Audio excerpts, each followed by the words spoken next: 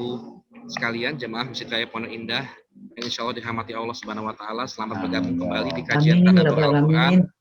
Assalamualaikum warahmatullahi wabarakatuh. Waalaikumsalam warahmatullahi wabarakatuh. Alhamdulillah, puji dan syukur kita panjatkan kehadirat Allah Subhanahu Wa Taala. Kita bisa berkumpul kembali hari ini untuk mentadaburi ayat-ayat Allah. Kami sampaikan bahwa per Februari ini dari Masjid Raya Pondok Indah, kami moderator dan pihak host mengadakan langsung dari Masjid Raya Pondok Indah. Jadi Pak Ustadz dan jamaah silakan online, tapi kami berada dari Masjid Raya Pondok Indah. Bapak Ibu sekalian yang dirahmati Allah Subhanahu Wa Taala, insya Allah pada hari ini kita akan melanjutkan kajian Tadabbur Al-Quran. Pada minggu lalu kita sudah mencapai ayat Ali Imran sampai dengan ayat 25, dan insya Allah pada hari ini kita akan meneruskan kajian Tadabbur ayat Ali Imran, yaitu ayat 26 sampai dengan ayat 27. Untuk itu telah hadir di tengah-tengah kita guru kita yang kita sayangi, Ustadz Sahrudin. Mari kita sapa terlebih dahulu. Assalamualaikum warahmatullahi wabarakatuh, Pak Ustadz. Waalaikumsalam warahmatullahi wabarakatuh, Pak Irwan. Sehat Pak Ustadz? Alhamdulillah sehat. Walafiat. Alhamdulillahirrahmanirrahim. Alhamdulillah. Hari ini kita membahas hanya 2 ayat ya Pak Ustadz ya. Ini sesuai arahan Pak Ustadz. Pak Ustadz dari kemarin mengatakan cukup 2 ayat Pak Irwan, jangan banyak-banyak.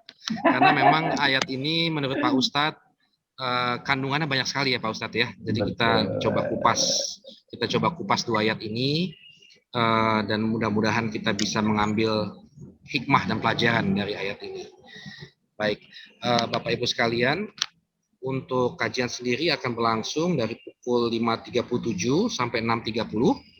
Nanti 30 menit terakhir kita akan buka sesi untuk tanya jawab. Bapak Ibu yang ingin bertanya bisa silahkan menyiapkan dari kolom chat maupun nanti bisa bertanya langsung kepada Pak Ustadz. Baik Bapak Ibu sekalian, mari kita luruskan niat. Mari kita konsentrasikan agar kita dapat mengambil hikmah dan poin-poin penting dari 2 ayat yang akan kita bahas pada pagi hari ini. Untuk mempersingkat waktu, kami persilahkan kepada Ustadz Sahrudin. Waktu dan tempatnya kami persilahkan Pak Ustadz. Terima kasih Pak Irwan. Bismillahirrahmanirrahim. Assalamualaikum warahmatullahi wabarakatuh. Alhamdulillahirabbil alamin wa bihi nasta'inu ala umuri dunya waddin. Wassalatu wassalam ala sayyidina Muhammadin wa ala alihi wa ashabihi ajma'in. Amma ba'du, rabbis shrah li sadri wa yassir li amri wahlul 'uqdatam min lisani yafqahu qawli. Para Bapak, Ibu, jamaah pengajian Masjid Raya Pondok Indah, pejuang subuh, yang insya Allah kita dalam naungan rahmat dan maghfirah dari Allah Subhanahu Wa Taala. Puji teriring syukur kehadirat Allah merupakan kata yang paling tertinggi dan kata paling terindah yang patut diungkap ucap oleh seorang hamba mengingat nikmat Allah yang berlimpah ruah kepada kita semua. Yang salah satunya kita merasakannya, Allah menghidupkan kembali kita setelah kematian kita semalam, kemudian kita membaca doa, Alhamdulillahilladzi ahyana ba'dama amatana wa ilaihi nusyur, sebagai ungkapan rasa syukur tersebut, dan kemudian kita melakukan aneka aktivitas ibadah di awal ini, mungkin dengan tahajud atau salat malamnya, dilanjutkan dengan subuh dan kajiannya, kiranya Allah Subhanahu Wa Taala akan menghitung kita sebagai upaya mensyukuri nikmatnya, dan Allah pun akan menambahkan lagi nikmatnya kepada kita sesuai dengan janjinya dalam Al-Quran. Jika kalian bersyukur, pasti aku akan menambahkan nikmat itu kembali. Dan Allah adalah zat yang tidak pernah mengingkari apa yang pernah Dia janjikan. Salawat beriringan dengan salam, semoga terlimpahkan dan tercurahkan kepada Nabi Muhammad Sallallahu Alaihi Wasallam, disebabkan karena asa dan harap kita yang tidak pernah pupus dan terhenti untuk berharap Allah mempertemukan kita dengan Nabi di hari kiamat kelak nanti. Dan mudah-mudahan salawat kita adalah salah satu yang akan mengantar kepada pertemuan besar tersebut dan sekaligus meraih syafaat yang pernah dijanjikannya. Amin ya Rabbal Alamin. Para Bapak Ibu yang dirahmati Allah Subhanahu wa taala, sebagaimana yang disampaikan Pak Irwan tadi, kita akan mencoba mentadaburi surat Ali Imran ayat 26 sampai dengan 27 yang sebagaimana Pak Irwan bilang cukup dua ayat ini karena memang ayat 28-nya nanti akan pindah lagi judulnya atau subjudulnya akan berbeda gitu. Nah, ayat 26-27 ini bunyinya A'udzubillahi minasyaitonirrajim. Bismillahirrahmanirrahim. Qulillahumma malikal mulki tu'til mulka man tasha wa tanzi'ul mulka mimman tasha wa tu'izzu man tasha wa tudhillu man tasha biyadikal khair innaka ala kulli syai'in qadir.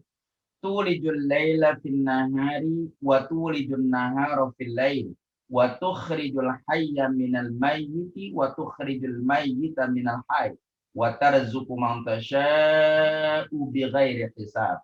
Shadaqallahul azim.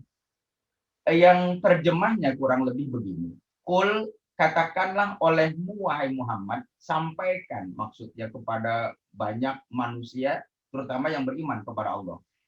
Apa konten yang harus disampaikan oleh Nabi Muhammad kepada kita selaku hamba Allah dan umat Nabi Muhammad ini? Konten yang harus disampaikan oleh Nabi Muhammad adalah Allahumma malikal mulki tu'til mulka man tasha wa tanzi'ul mulka mimman tasha wa tu'izzu man tasha wa tudhillu man tasha biyadikal khair innaka ala kulli syai'in qadir, dan ayat berikutnya. Inilah konten yang harus disampaikan oleh Nabi Muhammad SAW. Katakanlah, wahai Muhammad, Allahumma, wahai Allah, malikal mulki, pemilik dari segala macam kepemilikan.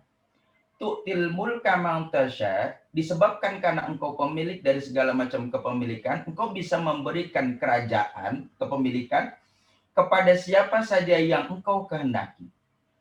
Wa tanzi'ul mulka mimman tasha, pada saat yang sama engkau bisa juga mencopot atau mengambil kerajaan dari seseorang yang engkau kehendaki. Wa tu'izzu man tasha, engkau bisa memuliakan siapa saja yang engkau kehendaki. Pada saat yang sama wa tudhillu man tasha, engkau bisa saja menghinakan siapa yang engkau kehendaki. Tetapi semua itu, mau memberikan kerajaan atau mencopotnya, mau memuliakan atau menghinakannya, tapi ending ayatnya atau ketetapan engkau semuanya tersebut biyadikal khair, di tanganmulah segala kebaikan itu. Innaka ala kulli syai'in qadir, sesungguhnya engkau maha kuasa atas segala sesuatu. Kekuasaan Allah atas segala sesuatu itu dicerminkan pada ayat berikutnya, ayat ke-27. Tulijul laila fin nahar wa tulijul nahara fil lail wa tukhrijul hayya minal mayyiti wa tukhrijul mayyita minal hayy wa tarzuqu man tasha'u bighairi hisab. Engkau bisa memasukkan malam ke dalam siang dan engkau memasukkan siang ke dalam malam. Engkau keluarkan yang hidup dari yang mati, engkau keluarkan yang mati dari yang hidup, dan engkau memberikan rezeki kepada siapa saja tanpa hisab atau tanpa batas. Nah, Bapak Ibu yang saya hormati, itulah ayat dan terjemahnya. Lantas bagaimana pandangan para ahli yang ingin saya kutip berkaitan dengan dua ayat ini? Saya hanya mengutip dan menyampaikan sedikitlah, mengimprovisasikan pandangan-pandangan tersebut ke hadirat Bapak Ibu semua saat ini. Pertama begini, ayat ini diawali dengan kata kul. Qulillahumma malikal mulki. Tidak sedikit kata kul dalam Al-Quran. Ibu bapak bakal menemukan kata kul itu bertebaran dalam Al-Quran itu. Qul a'udzu birabbil falaq, qul huwallahu ahad, qul a'udzu birabbin nas, qul ya ayyuhal kafirun. Bahkan salah satunya di tempat ini qulillahumma malikal mulk. Kata kul itu sampai puluhan, mungkin boleh jadi ratusan dalam Al-Quran. Kata kul itu muncul begitu. Nah, para ulama menyimpulkan begini, Bapak Ibu. Kalau kata kul itu muncul dalam Al-Quran, secara grammar kata kul itu sebenarnya tidak sesuai dengan gramatika bahasa. Grammar ya. Setiap bahasa itu punya gramatika. Kita akan menyusun kata-kata tersebut secara dengan grammarnya. Ada SPO-nya, ada grammarnya, kapan kalimat itu digunakan dan tidak boleh digunakan. Gitu, sehingga ketika kita menuliskan tulisan-tulisan ilmiah, seringkali para dosen atau pembimbing mencoret-coret karena tidak sesuai dengan kaidah-kaidah bahasa yang ada. Gitu. Nah, itulah bahasa Indonesia begitu, semua bahasa demikian juga. Gitu. Nah, kata kul ini merupakan satu ungkapan yang secara gramatika dalam Al-Quran tidak sesuai dengan grammar. Tidak bagus, gitu menurut grammar itu. Kalaupun tidak ingin dikatakan salah, minimal tidak bagus kata kul itu. Gitu. Kenapa kata kul itu tidak bagus? Katakan begini, kalau saya ini asisten Pak Asril, katakan Pak Asril mungkin seorang ustadz gitu, kemudian insya Allah amin, saya jadi asisten Pak Asril ngajar di satu tempat gitu, saya ikut Pak Asril jadi asisten Pak Asril. Satu masa Pak Asril itu ada kepentingan yang tidak bisa ditinggalkan, kemudian menyerahkan urusannya ke saya. Kata Pak Asril, Pak Sarudin tolong gantikan saya ya di Pondok Indah gitu. Boleh jadi Pak Asril ini tidak menyebutkan atau tidak memberitahukan kepada jamaahnya. Pokoknya Pak, Bapak datang aja udah, saya ngaji di sini. Nah, saya datang. Begitu orang tahu saya datang, Pak Asril nggak datang, jamaah tanya, kemana Pak Asrilnya? Gitu. Nah, saya dipesenin sama Pak Asril. Pak Asril bilang begini, nanti kalau jamaah tanya saya kemana, bilang ya saya umroh, kata Pak Asril gitu. Tapi Pak Asril nggak bilang ke jamaah yang lainnya. Ya sudah, begitu saya duduk di kursi panas Pak Asril karena harus ngajar, terus jamaah tanya, Pak Asril kemana Pak? Saya bilang, kata Pak Asril berangkat umroh. Gitu. Saya dipesenin sama Pak Asril, kata Pak Asril berangkat umroh. Gitu kan? Nah, ketika jamaah tanya, ya saya bilang begitu, kata Pak Asril berangkat umroh Pak, kata Pak Asril. Ungkapan saya menjawab itu dengan ungkapan kata Pak Asril berangkat umroh kan nggak bagus sebenarnya sih. Gitu. Cukup kalau seandainya jamaah tanya, Pak Asrilnya kemana Pak? Umroh Bu? Umroh Pak? Itu bagus. Nggak perlu lagi kata Pak Asril umroh. Nggak perlu. Nggak bagus kata seperti itu, apalagi dituangkan dalam sebuah tulisan. Saya yakin para dosen pembimbing akan coret-coret itu gitu. Itu kenapa? Karena nggak bagus kalimat ini. Udah cukup. Yang balik, yang bagus dalam kalam itu udah umroh, selesai, sudah. Kalau dikatakan demikian, orang sudah paham. Dan kalimat itu menjadi simpel dan didengar oleh orang enak. Dibandingkan dengan katakan kata Pak Asril umroh. Nah, kata kul juga begitu. Ketika Allah Subhanahu wa Ta'ala berfirman kepada Nabi Muhammad, semua apa yang ditawarkan oleh Allah dalam firman-Nya disampaikan semua, tidak dikurangi. Orang kafir bertanya, Tuhanmu gimana Muhammad? 1, 2, warnanya apa? Bentuknya bagaimana? Maka Allah berfirman kepada Nabi Muhammad untuk menyampaikan pesannya. Beritahu kepada si penanya itu, Qul huwallahu ahad. Maka Allah bilang kepada Nabi Muhammad, katakanlah wahai Muhammad kepada orang itu, Allah itu Esa.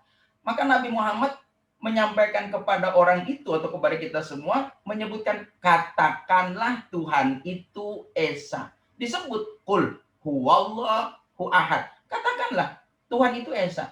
Padahal kalau ditanya Tuhanmu berapa, Tuhanmu bagaimana, gitu. Nah, kita bisa menjawabnya atau kita bisa menyebutnya Tuhan itu Esa. Nggak usah pakai katakanlah Tuhan itu Esa. Nggak perlu katakanlah. Udah, kalau orang tanya, bagaimana Tuhanmu? Esa. Selesai, sudah. Tanpa harus kita mengatakan ulang Tuhanmu itu Esa. Nggak perlu. Tetapi kata-katakanlah itu dimasukkan oleh Nabi Muhammad, diulang lagi, menunjukkan betapa itu firman Tuhan, firman Allah. Dari sananya katakanlah wahai Muhammad, Tuhan itu satu. Maka Nabi Muhammad menyampaikan katakanlah Tuhan itu satu. Nah, secara hukum bahasa nggak bagus. Secara hukum bahasa menyalahi prosedurnya. Tetapi kalau kita bisa melihat apa hikmahnya kesalahan bahasa tersebut, justru hikmahnya besar. Hikmahnya apa? Hikmahnya adalah Nabi Muhammad itu orang yang tidak pernah merevisi Al-Quran. Enggak. Nabi Muhammad itu tidak pernah mengutak-atik Al-Quran. Enggak. Apa yang disampaikan oleh Allah, ya begitu disampaikannya. Gitu. Dapatnya kata kul, ya muncul kata kul gitu. Beliau nggak merevisi. Kalau saya bisa jadi untuk bagus sebuah tulisan, saya beberapa kali nulis atau setiap saat mungkin mengambil pandangan-pandangan ulama, boleh jadi saya kutak-katik supaya menurut bahasa saya bagus. Menurut saya, ya sudah, dihilangkan, ditambahin. Sudah. Kalaupun mau mengambil semuanya, saya tuliskan footnote di bawahnya catatan kaki. Tetapi ketika saya merubahnya, menurut saya bahasanya bagusan begini, saya akan rubah. Tetapi Nabi Muhammad tidak. Apa yang disampaikan oleh Allah begitu tersampaikan kepada kita. Nah, disitulah kita bisa memahami kata kul secara bahasa itu tidak sesuai dengan grammarnya, tetapi kita bisa melihat siapa pengantarnya, Nabi SAW. Dia orang jujur. Dia orang jujur. Kenapa dia orang jujur? Kata kul tetap tersampaikan kepada kita. Dan tidak sedikit kata kul itu dalam Al-Quran. Sebagaimana mungkin boleh jadi seorang ibu yang bilang begini, kalau ada orang nyariin ibu, bilang ya, ibu nggak ada. Akhirnya si anak ditanya oleh seseorang, ada ibu nggak, Dek? Kata ibu nggak ada. Kata ibu nggak ada. Ini si anak kecil kan jujurnya luar biasa gitu. Ya kata ibu nggak ada. Dia sampaikan apa kata ibunya, kata ibu nggak ada. Kan sebaiknya ada ibu nggak ada, selesai sudah. Tapi kata ibu tidak ada menunjukkan si penyampai itu jujurnya luar biasa. Jadi satu, makanya saya bilang Pak Irwan tadi cukup banyak hikmah yang ada dalam ayat ini atau pembelajaran besar dalam ayat ini. Pertama, kata kul saja sudah membuat kita yakin sekarang ini betapa Al-Quran itu tidak ada sedikit pun keraguan dan tidak ada sedikit pun perubahan. Apa yang disampaikan oleh Allah 100% tersampaikan kepada kita. Dan tidak sedikit ulama yang menyimpulkan begini, kalau kita mengambil doa dari Al-Quran, kalau gitu nggak usah diotak-atik lah redaksinya. Meskipun secara redaksional sepertinya tidak sesuai dengan situasinya, tetapi apa yang ada dalam Al-Quran tidak perlu diotak-atik. Sebagaimana kalau Bapak Ibu membaca doa Rabbana zalamna anfusana, ya Allah kami telah menganiaya diri kami sendiri. Sementara yang Bapak Ibu baca hanya untuk saya sendiri, saya tidak dengan jamaah. Kalimat dan redaksi Qur'annya nggak perlu dirubah menjadi Robbi zolamni, tetap saja Robbana zolamna. Meskipun kenyataannya kayaknya nggak cocok deh Pak. Saya kan bacanya cuma sendiri gitu. Kenapa saya harus baca kami? Yang namanya kami itu kan kumpulan banyak orang. Saya cuma sendirian Pak. Sudah baca saja Robbana zolamna anfusana. Tidak perlu kemudian kita mampu bahasa Arab kemudian Robbi zolamni. Nggak perlu. Gitu. Atau Robbik firli wali walidaya yang kita temukan dalam Al-Quran. Tetaplah dibaca Robbik firli wali walidaya. Tidak perlu dengan mengotak-atiknya Robbana firlana wali walidina warhamhum kama robbauna sighara. Karena redaksi aslinya kita temukan demikian. Walaupun secara redaksional kayaknya nggak pas Pak. Saya mimpin jamaah. Masa doanya ya Allah ampunilah aku, seolah-olah jamaah saya tidak dibawa sama sekali. Nanti mereka komplain. Saya ingin menjelaskan kepada jamaahnya. Kalau ada orang berdoa untuk dirinya sendiri dengan redaksi Al-Quran. Sekali lagi dengan redaksi Al-Quran. Dia baca begitu, meskipun itu sepertinya tertuju pada dirinya sendiri, aminkan saja. Kenapa? Karena orang yang mengaminkan doa itu sama dengan meleburkan dirinya kepada orang yang berdoa itu. Dia telah meleburkan. Sebab ulama menyimpulkan amin itu sama dengan orang yang meleburkan diri dalam sebuah doa. Maka kalau seandainya dia baca ya Allah mudah-mudahan hidupku tenang. Ada orang yang dengar amin. Seolah-olah kamu berdoa untuk dirimu sendiri sama dengan doa orang itu. Karena kamu telah meleburkan diri dengan mengucapkan amin itu. Jadi cukuplah kalau dia baca doa sendiri, kemudian kita mengaminkan. Walaupun di sisi lain, Nabi juga mengingatkan, kalau berdoa itu jangan ego. Kalau kamu bisa rubah dengan kami, ya silahkan kami. Kalau doanya boleh ngarang. Tetapi kalau redaksi Al-Quran, jangan pernah merubahnya. Begitu sementara kesan para ulama menyampaikan dalam beberapa literatur ataupun catatan-catatan tafsir Al-Quran untuk tidak merubah redaksi Al-Quran, karena Nabi SAW tidak pernah merubah redaksi Al-Quran sedikit pun. Satu, itu kata kul. Kedua, Allahumma malikal mulk. Ya Allah, engkau malikal mulk. Bapak dan Ibu, malikal mulk ini salah satu dari nama-nama Allah yang disepakati oleh para ulama berjumlah 99 nama yang kita kenal dengan istilah Asmaul Husna. Nah, inilah malikal mulk. Ada malik, ada al-mulk, ada malikal mulk. Beda, ada malik sendiri, ada al-mulk sendiri. Ini malikal mulk, menggabungkan. Apa makna malikal mulk? Malikal mulk itu raja di raja. Pemilik dari segala macam kepemilikan. Itu malikal mulk. Kalau malik gitu, bisa raja. Tapi kalau malikal mulk, raja di raja atau kepemilikan dari segala macam kepemilikan. Saya mau contohkan, Pak Fadian boleh jadi punya mobil. Mobil Pak Fadian ini atas nama Pak Fadian tentunya. Terus kemudian BPKB-nya pun begitu, STNK-nya pun demikian. Semua serba nama Pak Fadian. Maka kita bisa berkata bahwa mobil tersebut adalah punya Pak Fadian. Biasa dia pakai kemana-mana, ini mobilnya Pak Fadian. Kita yakin itu. Tidak perlu melihat STNK dan BPKB-nya, kita sudah sadar dan yakin bahwa itu mobil Pak Fadian pasti. Milik Pak Fadian. Nah, Pak Fadiannya sendiri adalah milik Allah. Nah, Allah itu disebut malikal mulk, pemilik dari segala kepemilikan. Maka dengan kondisi demikian, apa yang dimiliki oleh Pak Fadian, pada dasarnya semuanya adalah milik Allah. Pak Fadian tidak memiliki sebenarnya, hanya sebenarnya sementara. Yang memiliki sesungguhnya adalah Allah, malikal mulk. Jadi, saya punya rumah yang saya tinggali ini. Atas nama saya boleh jadi. Saya dibilang pemilik rumah ini. Tetapi sayanya sendiri dimiliki oleh Allah. Maka apapun yang saya miliki, rumahkah, kendaraanKah, kemudian tabungankah, pada dasarnya semua milik Allah. Saya punya pemilik itu hanya bersifat sementara. Yang lebih paten, yang lebih hebat, yang lebih kuat, yang memiliki segalanya, Allah, bukan saya. Itu malikal mulk.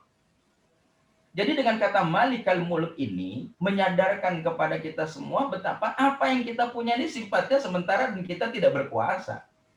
Maka karena Allah itu malikal mulki, tentunya akan mudah kalimat berikutnya kita pahami.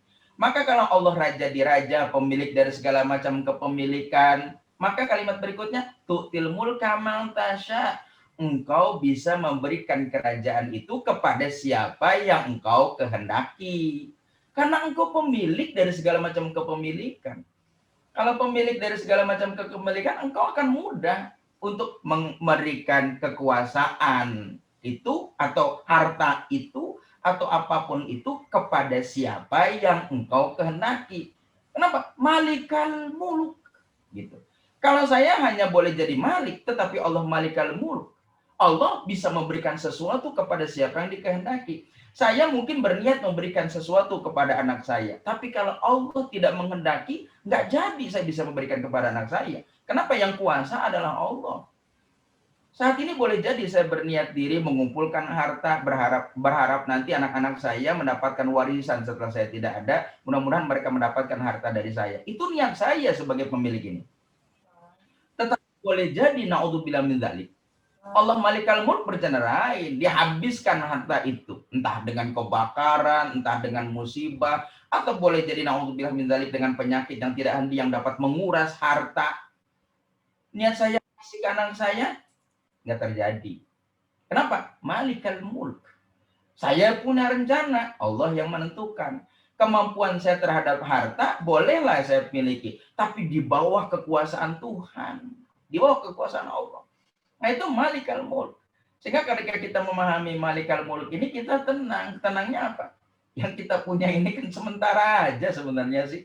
Dan kita tidak punya kuasa penuh terhadap harta. Kalau Allah mau dengan musibah dan bencana habis sudah. Betapa saat ini orang punya rencana besar. Boleh jadi dulunya punya ini, punya itu untuk anak-anak dan segala macamnya.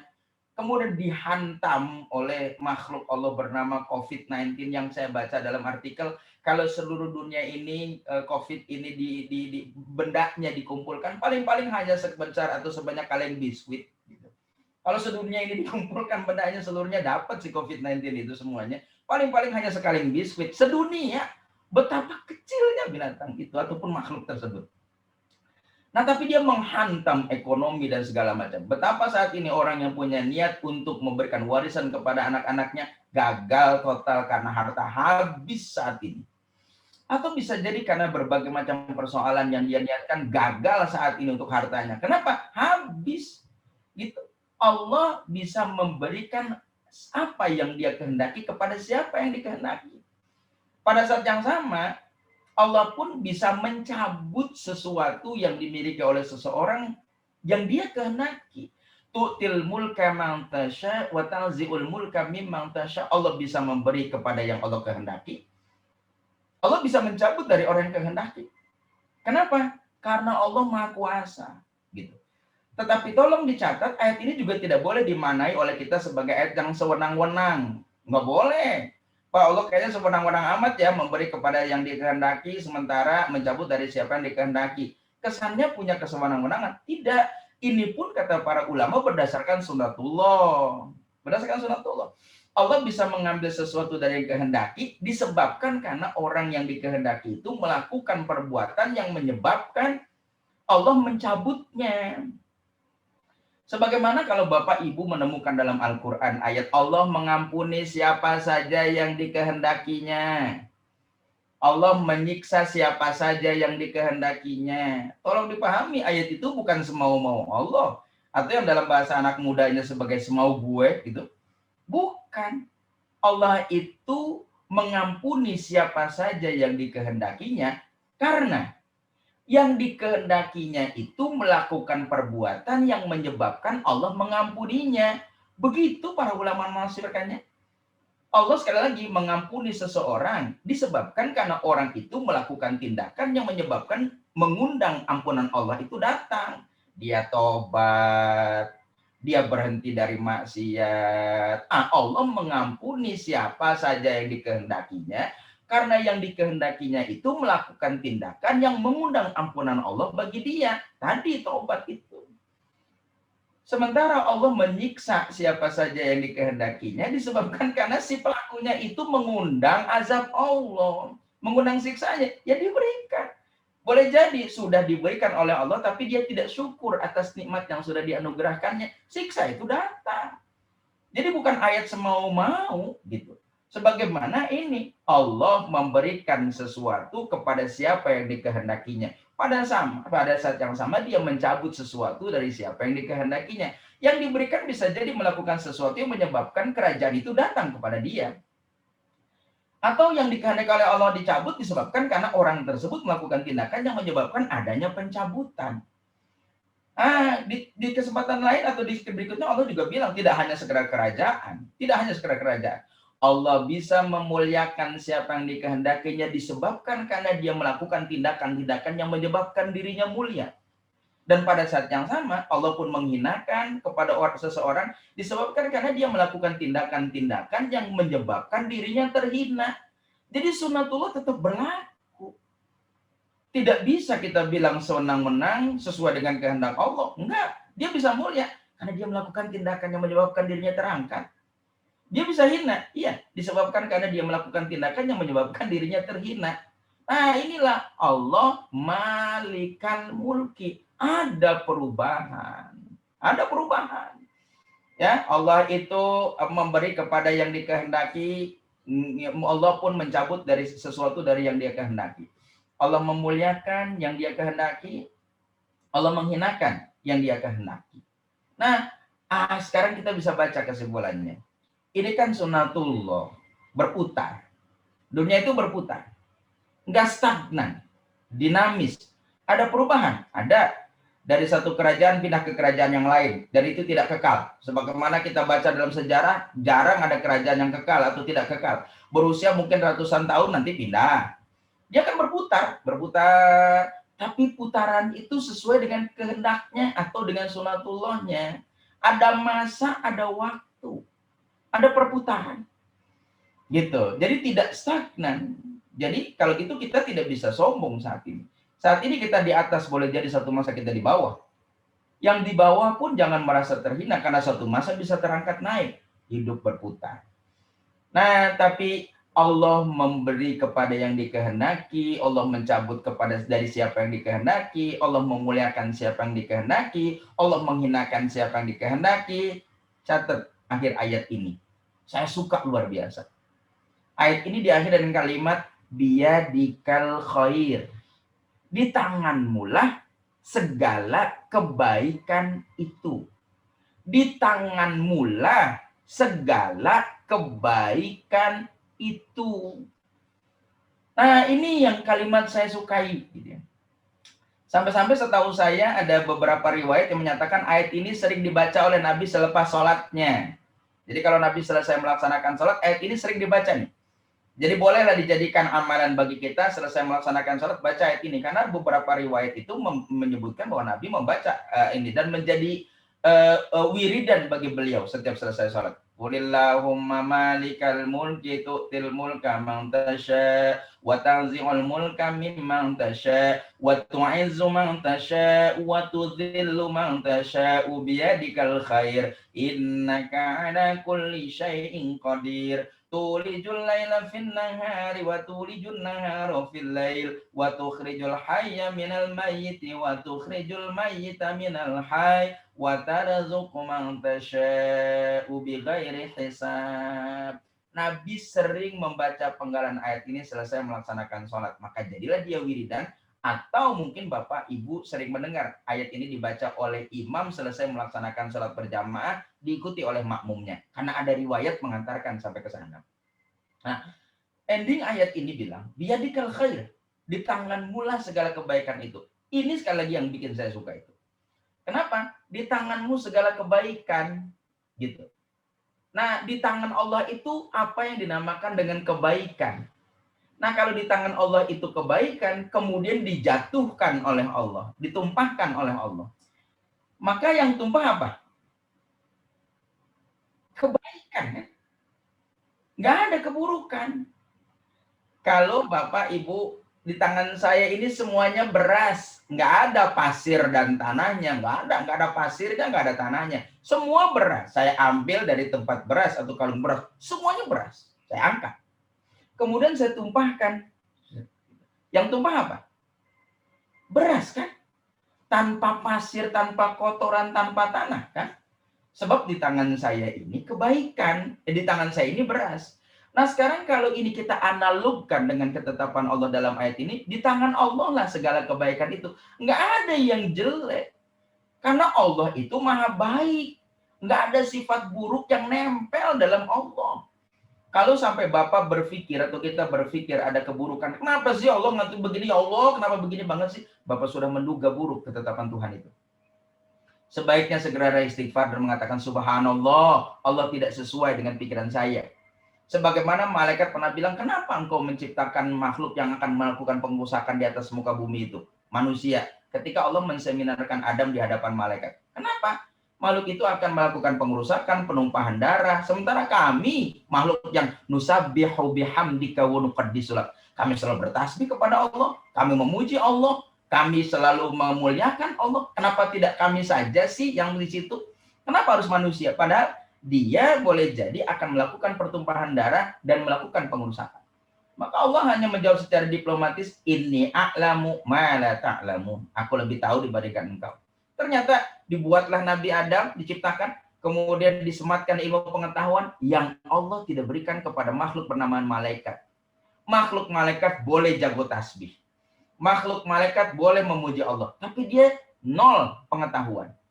Nah, manusia ini punya pengetahuan. Ini yang disematkan oleh Allah kepada manusia dan mengelola bumi. Jadi, maka Allah bilang, tuh alasan aku mengangkat makhluk bernama manusia itu. Akhirnya serta-merta malaikat melanjutkan ungkapannya, subhanaka la ilma lana illa ma 'allamtana innaka antal alimul hakim. Malaikat begitu tadi pikirannya buruk terhadap ketetapan Allah, langsung dia bilang, subhanaka la ilma lana. Aduh, maha suci engkau. Ternyata apa yang aku pikirkan tidak sesuai dengan ketetapanmu. Kalau gitu, kalau seandainya kita pernah menggugat atau kenapa sih, seolah-olah muncul ada pikiran buruk, segeralah mengucapkan subhanallah dengan istighfar itu. Karena untuk Allah nggak kayak pikiran saya yang jelek ini nih. Nggak ada yang jelek dalam ketetapan Allah. Semua bagus. Kejelekan itu disebabkan karena mata kita memandangnya sebelah. Parsial dalam sebuah persoalan. Tetapi kalau kita memandangnya seluruhnya, kita akan menemukan kebaikan itu. Di tangan Allah segala kebaikan itu nggak ada yang buruk, ditumpahkan oleh Allah, jadilah kebaikan, bukan keburukan. Hanya saja kita yang mungkin mendapatkan itu menduganya sebagai sebuah keburukan. Kan menduganya. Saya yakin Bapak Ibu kita yang hadir adalah orang-orang tua yang punya anak, punya cucu. Seringkali kebijakan kita terhadap anak-anak kita diduga buruk oleh anak-anak, kan? Ketetapan saya terhadap anak-anak boleh jadi diduga buruk oleh anak-anak itu. Sementara ketika mungkin ujian dulu sebelum zaman handphone itu, udah matiin handphonenya udah ada gitu. Jangan main handphone dulu udah. Diambil bisa jadi. Atau boleh jadi sepedanya tidak saya perkenankan untuk keluar. Udah, kamu lagi ujian, udah jangan main sepeda dulu. Gitu. Kebijakan saya yang saya terapkan terhadap anak-anak ini diduga boleh jadi buruk oleh anak. Boleh jadi si anak itu komplain, "Papa cuman handphone doang, nggak ngapa-ngapain juga, kenapa harus diambil sih?" Dia komplain terhadap kebijakan orang tuanya. Padahal maksud orang tuanya adalah kamu fokus, nggak terganggu. Sebab suara handphone itu, jangankan suara kecil saja, notifikasi muncul dari handphone dapat kemudian orang menyebabkan langsung berpaling, langsung merespon. Kalau gitu, kita sudah mulai berubah arah. Maka wajar kan di masjid-masjid dibilang handphone jangan dinyalakan, silent lah, kemudian matikan kalau bisa, supaya perhatian ataupun fokus kita kepada Allah tidak hilang disebabkan karena ada suara-suara tertentu. Kebijakan saya selaku orang tua seringkali tidak dipahami baik oleh anak-anak. Tapi maksud tujuan orang tua selalu baik kepada anak-anaknya. Bahkan kita selaku orang tua atau selaku manusia, kita selaku manusia inginnya selalu di depan dibandingkan dengan orang lain. Kita selalu ingin terdepan dibandingkan dengan orang lain. Dan itu wajar. Kita tidak ingin dikalahkan oleh orang lain. Itu wajar. Tetapi ada satu yang kita ingin dikalahkan. Hanya orang tua yang ingin dikalahkan oleh anaknya. Sesuatu yang kita bisa mengalah adalah dikalahkan oleh anak-anak kita. Andai anakku mengalahkan aku menang. Kita inginnya dikalahkan oleh anak. Andai anakku mengalahkanku, aku menang. Kalau saya bisa menghafal surat Yasin pada saat mungkin tsanawiyah atau tingkat SMP, kemudian anak saya kelas 4 sudah hafal Yasin, saya dikalahkan oleh anak saya. Dia kelas 4, saya SMP baru hafal itu tuh. Dia kelas 4 sudah hafal, berarti saya dikalahkan oleh anak saya. Tapi saya dikalahkan oleh anak saya menang. Sungguh boleh jadi kita sedih ketika kita tidak bisa diikuti atau sejajar, bahkan anak kita tertinggal jauh, kita sedih. Tapi kalau dia melampaui kita, betapa bangganya kita. Hanya satu yang ingin dikalahkan oleh anak. Tapi lagi-lagi kebijakan kita terhadap anak yang membuat dia lebih hebat daripada kita, tidak dipahami sebagai sebuah kebaikan. Nah, ayat ini bilang, apa ketetapanku kepada makhluk, memberi, mencabut, memuliakan, menghinakan. Tapi di akhirnya, di tangankulah segala kebaikan itu. Di tangan aku segala kebaikan itu. Nggak ada keburukan yang Allah berikan kepada manusia. Kita memahami dampak dari COVID-19 ini, mungkin banyak orang yang bilang sebagai sebuah keburukan. Atau mungkin murka Allah. Padahal saya dan banyak para ulama menyimpulkannya, ada nikmat, ada rahmat yang Allah berikan, ada kebaikan yang Allah berikan. Kebaikan.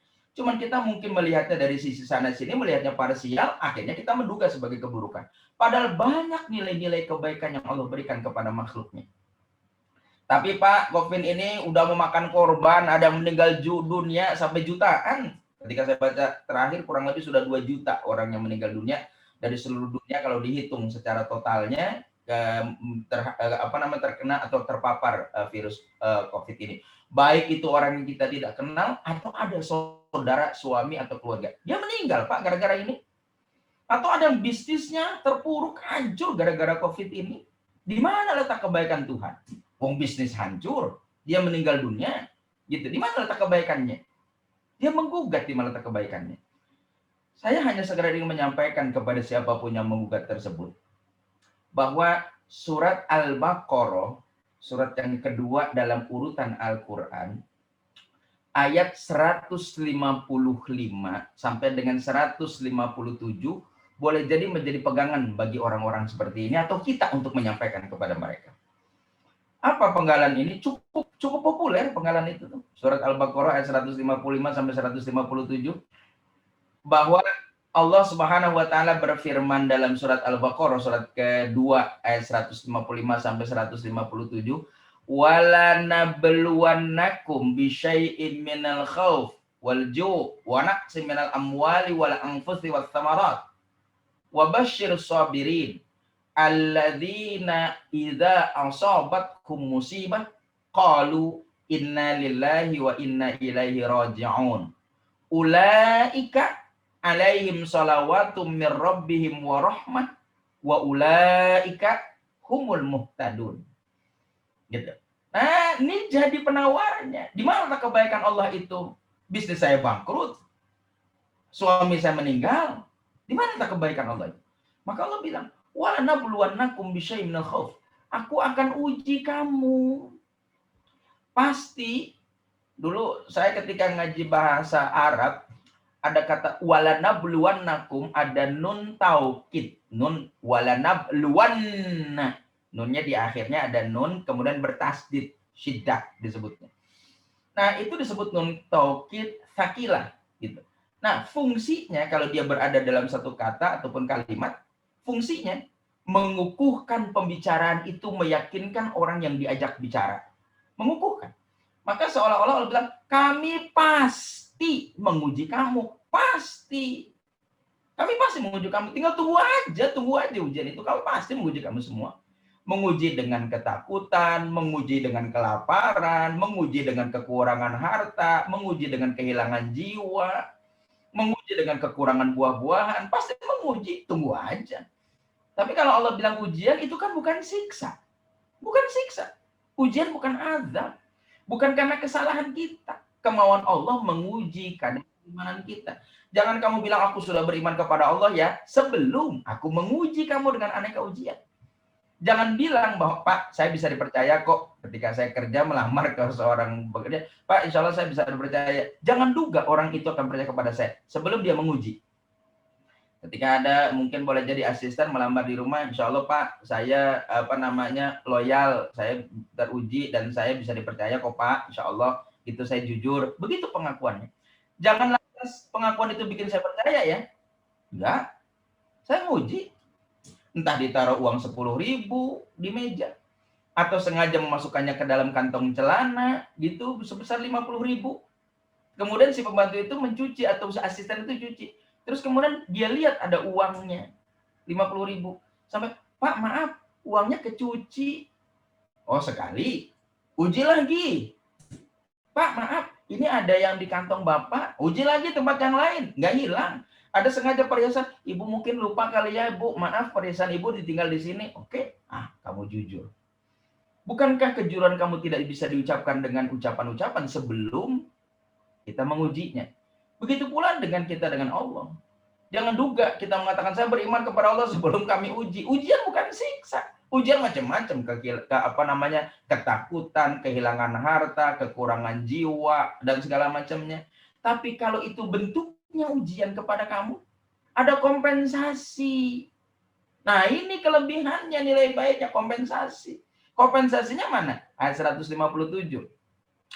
Ulaika, mereka yang kena ujian Allah itu, entah kehilangan jiwa, kemudian kekurangan harta, jatuh bangkrut. Ulaika alaihim salawatum mir rabbihim wa rahmah wa ulaika humul muhtadun. 3 Allah kasih. 1, mereka yang meninggal dunia syahid. Bukankah orang yang terkena wabah itu meninggal dunianya syahid? Ya. Nah, kalau gitu bukankah itu nilainya? Ya belum tentu kita meninggal dunia karena sakit yang lainnya. Karena wabah, bencana, kecelakaan, syahid. Bukankah itu nilai bagi dia kelebihannya? Itu kompensasi. Terus kemudian mereka mendapatkan ampunan. Gitu. Nah, bukankah itu 2? Sudah. Bahkan masuk dalam yang ketiga, mereka termasuk golongan orang-orang yang mendapatkan petunjuk dari Allah Subhanahu wa Ta'ala. 3 Allah berikan yang belum tentu diberikan kepada yang lain. Bukankah itu nilai kebaikan? Kamu kena digusur, ya ini saya ganti. Seolah-olah begitu. Kamu kena kebijakanku ya, kayak sepertinya merugi ya, ini aku ganti. Tapi bukankah melihat ganti Allah ini aku berkompensasi menggunakan kacamata agama, bukan menggunakan kacamata dunia. Kalau kita melihat kacamata dunia, bangkrutlah bisnis ini. Suami saya meninggal, saya menjanda. Istri saya meninggal, saya menduda. Terpisah lagi anak saya meninggal karena COVID. Kelihatannya mungkin boleh jadi ini sebuah keburukan. Tapi di mana letak kebaikan Allah? Allah Maha baik. Kebijakan yang ditetapkan oleh Allah memberikan kompensasi kalau seandainya ada orang yang merugi. Bukankah itu rahmat Allah? Bukankah itu dari kebaikan? Di tanganku lah segala kebaikan itu. Nggak ada yang buruk. Maka saya sering kali melihat entah status Facebook kah itu, atau mungkin status pribadi seseorang kah itu, ditulis oleh mereka. Alhamdulillah ala kulli halin. Mungkin Bapak Ibu yang hadir di sini yang saya lihat jumlahnya sampai 206 orang hari ini, gitu. Mungkin menuliskan itu. Alhamdulillah ala kulli halin. Terjemahnya, segala puji bagi Allah dalam segala keadaan. Segala puji bagi Allah dalam keadaan. Apa aja keadaannya, mau senang, alhamdulillah. Mau menghadapi kesulitan, alhamdulillah. Kenapa? Karena kalau mungkin ada keburukan itu adalah dari mata kita yang memandangnya sebelah mata ataupun parsial. Ya, bahwa semua Al-Quran, kebijakan Allah itu baik kepada hambanya. Ini yang bikin saya secara pribadi atau Bapak Ibu kalau memahami ayat ini jadi tenang akhirnya. Qulillahumma malikal mulki tu'til mulka man tasya wa tanzi'ul mulka mimman tasya wa tu'izzu man tasya wa tudhillu man tasya biyadikal khair. Di tangan Allah kebaikan dan keburukan.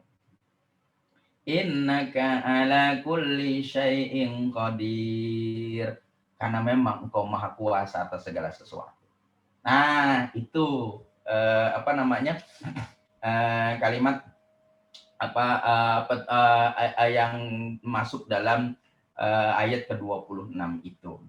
Nah, kemudian kekuasaan Allah yang sudah disampaikan barusan tadi, bisa memberi, menolak, dan segala macamnya. Sekarang ada bahasa kiasan untuk itu. Betapa Allah Maha Kuasa memberi, mencabut, kemudian memuliakan dan menghinakan. Nah, sekarang ada bahasa kiasannya. Apa bahasa kiasan? Untuk kekuasaan Allah. Diyakini oleh para ulama sebagai sebuah kiasan. Kiasannya apa? Tulijul laila fin nahar. Wa tulijun nahara fil lail. Wa tukhrijul hayya minal mayyit. Wa tukhrijul mayyita minal hayy. Wa tarzuqu man tasya'u bighairi hisab. Nah, ini kiasannya nih. Bahwa kiasan itu menyebutkan engkau memasukkan malam ke dalam siang yang tidak bisa dilakukan oleh makhluk. Merubah tatanan kehidupan secara universal. Yang ditandai dengan menjadikan malam menjadi siang, siang menjadi malam, memasukkan malam ke dalam siang, memasukkan siang ke dalam malam. Itu kuasamu yang sangat universal, yang mungkin dan tidak mungkin ditandingi oleh makhluk. Nggak ada. Sampai-sampai Nabi Ibrahim alaihissalam ketika berdialog dengan Raja Namrud, kemudian dia bilang, Tuhanmu apa? Kata Namrud. Tuhanku menghidupkan dan mematikan. Maka Namrud dalam sejarah manggil tentaranya satu, sini. Diambil pedangnya, terus kemudian ditebas lehernya. Terus apa kaitannya dengan ucapan Nabi Ibrahim yang bilang Tuhanku menghidupkan dan mematikan? Maka Namrud bilang, kalau Tuhan mau menghidupkan dan mematikan, aku juga Tuhan. Kenapa? Aku bisa menghidupkan dan mematikan. Kenapa bisa menghidupkan dan kalau aku mau yang aku tebas tadi hidup, kan aku nggak tebas. Dia tetap hidup kan? Tapi aku mau dia sekarang mati. Aku ambil pedangnya, aku tebas, aku mematikannya. Begitu logika Namrud. Tapi dia terdiam ketika Nabi Ibrahim bilang, baik, kalau begitu kamu menyalahi pandanganku. Begini aja, catatan yang kedua, Tuhanku kuasa. Dia menerbitkan matahari dari timur, menenggelamkannya di barat. Kamu tidak perlu menciptakan matahari baru, nggak usah. Tapi apa yang sudah dikuasakan oleh Tuhanku, terbit dari timur, tenggelam di barat, kamu balik. Terbitkan dia dari barat, tenggelamkan di timur. Maka saat itu fabuhitalladzi kafar.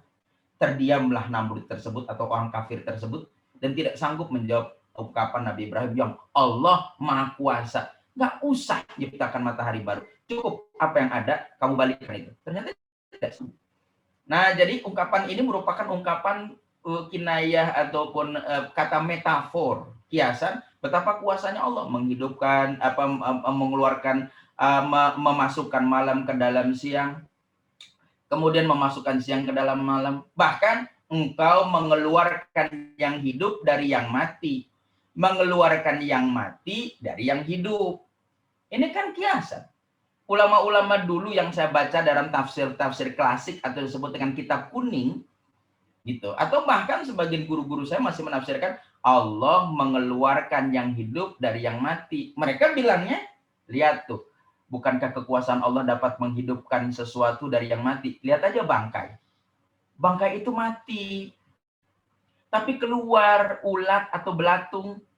Kalau gitu dari yang mati itu keluar yang hidup. Itu tafsir klasik.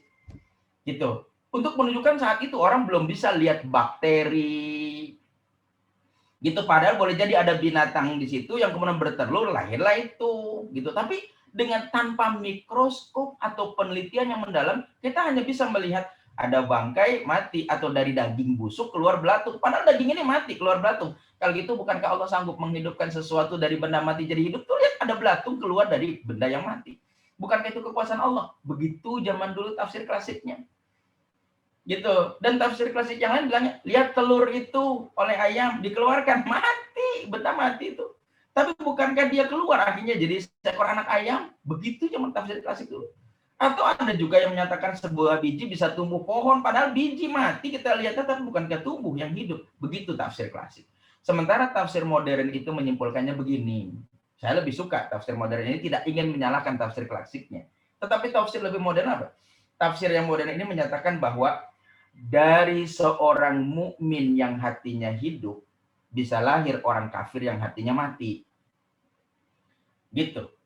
Nah, itu kenyataan. Bahwa dari lahirnya seorang muslim bisa jadi lahir orang kafir. Gitu. Yang tidak beriman kepada Allah. Betapa banyak yang murtad dari seorang yang dilahirkan dalam kondisi muslim. Tapi pada saat yang sama, dari yang mati hatinya kafir, dia tidak beriman kepada Allah. Tapi lahirlah orang yang beriman kepada Allah. Jadi inilah bentuk kehidupan hati, gitu. Nah, ini bahasa kinayah atau bahasa metafor yang menunjukkan kekuasaan Allah kepada makhluknya. Dia bisa menghidupkan yang mati, bisa mematikan yang hidup, atau dari yang hidup keluar yang mati, dari yang mati keluar yang hidup. Yang jelas, apapun tafsir yang Bapak Ibu pilih, karena tafsir yang maha mengetahui ayat ini maunya apa kan cuma Allah. Tafsir itu mengungkapkan ungkapan-ungkapan para ahli saja sesuai dengan nalar dan kemampuan, serta basic atau dasar-dasar dan data-data tertentu. Yang paling tahu ayat ini siapa? Ya Allah. Maka semua tafsir klasik hebatnya dan saya senangnya dengan ulama-ulama dulu itu, kalau sudah menyampaikan pandangannya, dia tutup dengan ungkapan Wallahu a'lam bissawab. Hanya Allah yang maha mengetahui apa yang ada di sini. Ini yang saat ini sudah mulai terkikis habis dari banyak-banyak ustadz ini. Seolah-olah pandangannya paling benar, salah yang lain kalau tidak berpandangan seperti dia. Padahal ulama-ulama dulu itu nikmatnya kalau baca pandangan mereka, selesai mereka sampaikan, wallahu a'lam bishawab. Saya mengerahkan kemampuan, tapi hasilnya ya Allah yang paling tahu. Kita sekarang ini baru secuil ilmu menafsirkan, menduga inilah yang paling benar dan menafikan yang lain dan menjelekkan yang lain, menyalahkan pandangan orang lain. Tidak menutup dengan wallahu a'lam bishawab. Hanya Allah yang paham. Makanya banyak perbedaan ulama tafsir dulu tidak menimbulkan perpecahan. Kalau sekarang timbul perpecahan karena semua memonopoli kebenaran dari tafsir itu. Dulu enggak. Imam Syafi'i bilang menyentuh itu yang menyentuh. Begini laki-laki dengan perempuan batal wudunya. Sementara Imam Malik bilang enggak, itu maksudnya adalah hubungan seksual antara suami dengan istri yang membatalkan wudu. Bukankah mereka beda paham? Tapi pernah dengarkah kita Imam Malik menyalahkan Syafi'i? Syafi'i menyalahkan Malik? Atau yang lain menyalahkan yang lain? Enggak. Mereka tutup dengan wallahu a'lam bishawab. Kemampuan nalar kami, inilah hasilnya. Silakan Anda milih, mereka menghidangkannya. Nah, inilah kebijaksanaan para ulama dulu yang sekarang sedikit penganutnya atau pengikutnya. Nah, bahasa ini dipahami oleh para ulama sebagai bahasa metafor. Entah tafsir apa ataupun mana Bapak Ibu yang pilih, silahkan. Semuanya mengandung kebenaran semuanya juga. Asal sesuai dengan kaidah-kaidah tafsir. Nah, akhirnya ayat ini Bapak Ibu diakhiri dengan ungkapan wa tarzuqu man tasya'u bighairi hisab. Wa tarzuqu, dan Allah memberikan rizki kepada seseorang tanpa hisab. Wa tarzuqu man tasya'u bighairi hisab. Dan dia engkau memberikan rezeki kepada makhluk atau siapa yang engkau kehendaki tanpa hisab. Tanpa hisab dipahami oleh banyak ulama, maknanya tidak sedikit.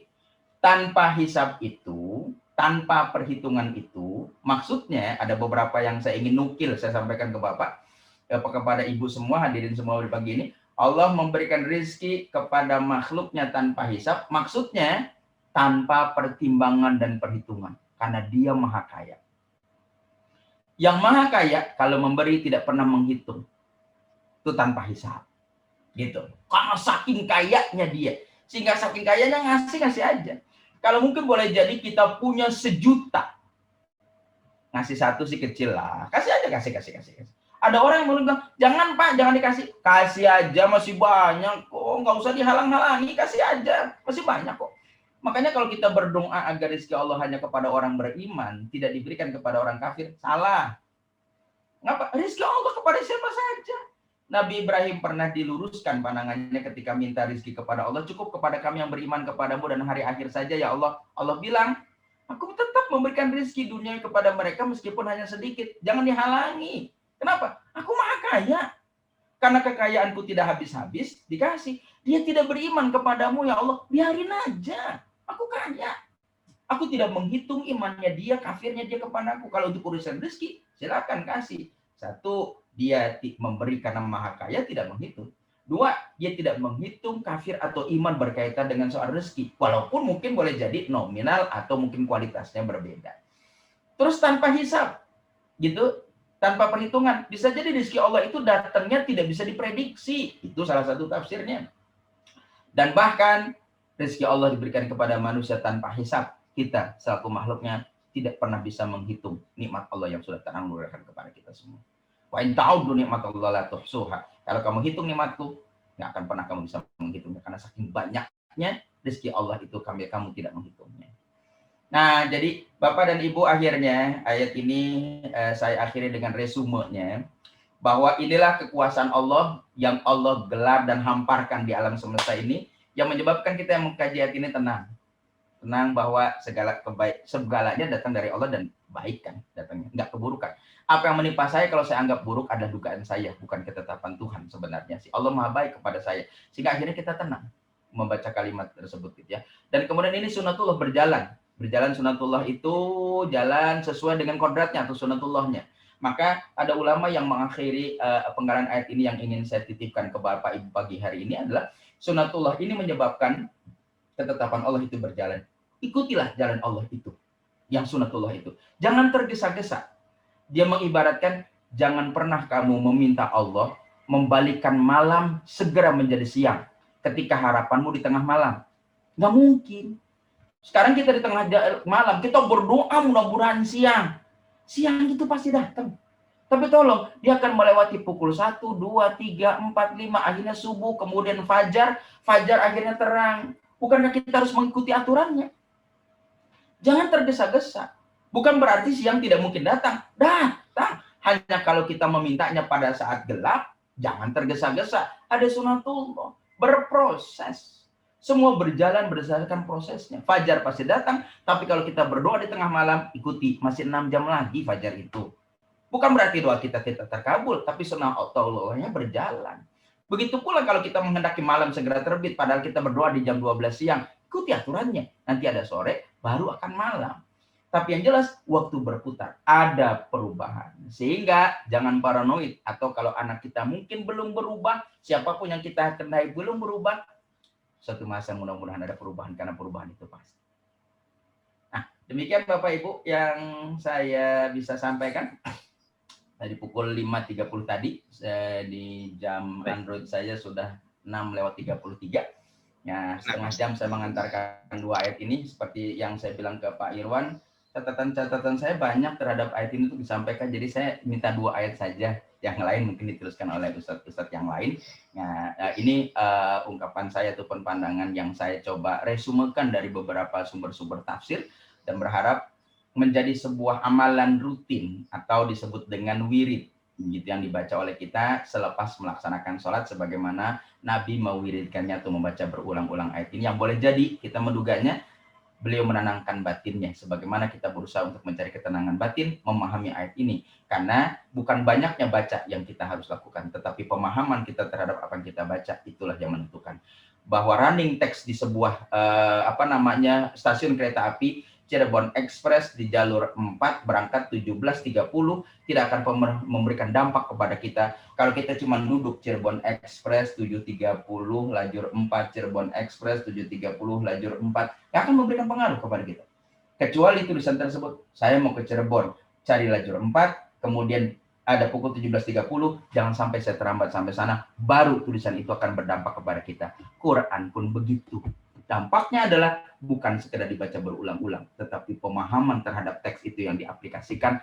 barulah kita Quran berdampak baik pada hidup kita. Mudah-mudahan kita menjadi orang yang mengaplikasikan atau Quran berjalan, bukan menjadi Quran bertumpuk sebagaimana yang ada di rak-rak buku.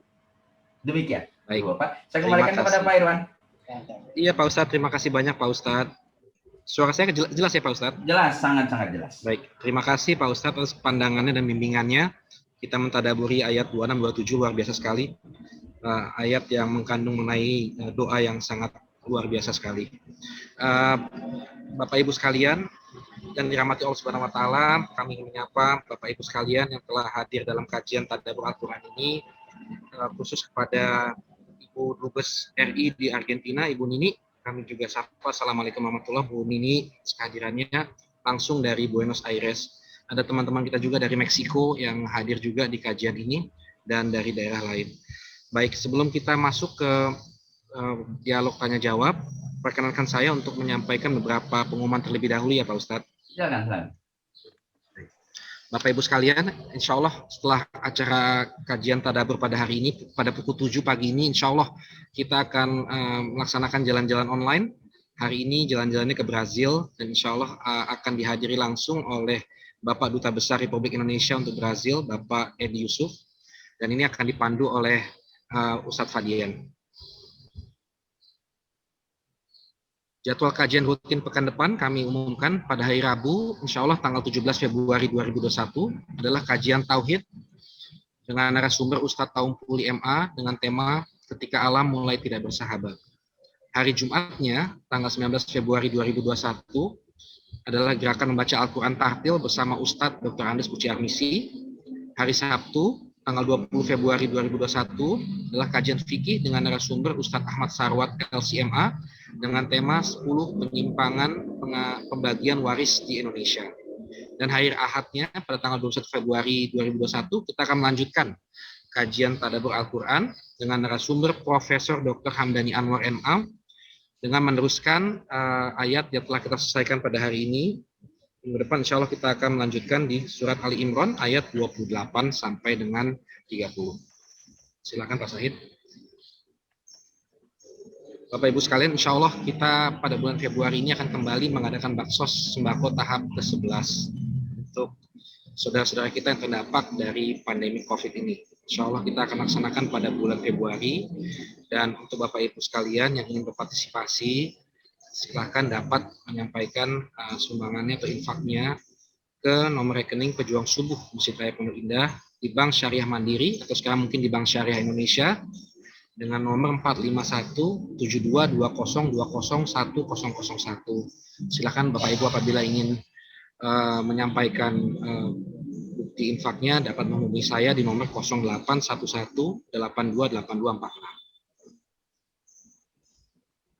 Kami sampaikan juga ini adalah program dari divisi pendidikan kami di bawah direktoratnya Pak Edi Cahyono dengan banyak classical training online Tasinu Tilawah Al-Quran yang pertama bersama Ustadz Kiai Haji Dr. Andes Puci Armisi yang akan diselenggarakan pada hari Senin. Sudah dilakukan ini pada hari Senin dimulai tanggal 1 Februari kemarin, lalu dilanjutkan tanggal 8 Februari kemarin. Insya Allah akan dilaksanakan besok lagi tanggal 15 dan tanggal 22. Lalu ada classical training pengantar menulis bahasa Arab dan Al-Quran 2 dengan Ustadz Dr. Andes Puci Armisi yang akan dimulai pada tanggal 24 Februari 2021 dan 27 Februari 2021. Untuk informasi bisa silakan menghubungi Bapak Edi Cahyono di nomor 085514367778. Silakan Pak Sahid. Ini yang Iqra, Pak. Ya, betul. Silakan Pak Sahidin yang yang Iqra ya. Baik, ini yang adalah kajian bedah Iqra batch keempat, langkah mudah tahsin tilawah Al-Quran bersama Ustadz Dr. Andes Puci Armisi yang telah dimulai juga kemarin tanggal 7 Februari, 14 Februari, insya Allah hari ini ya, dan akan berlangsung yang ketiga keempat pada tanggal 21 dan 28 Februari. Lalu ada classical training online program Tarjim menerjemahkan Al-Quran. Ini dengan Ustadz Dr. Andes Puci Armisi akan dimulai di bulan Maret, tanggal 7 Maret, tanggal 14, 21, dan 28.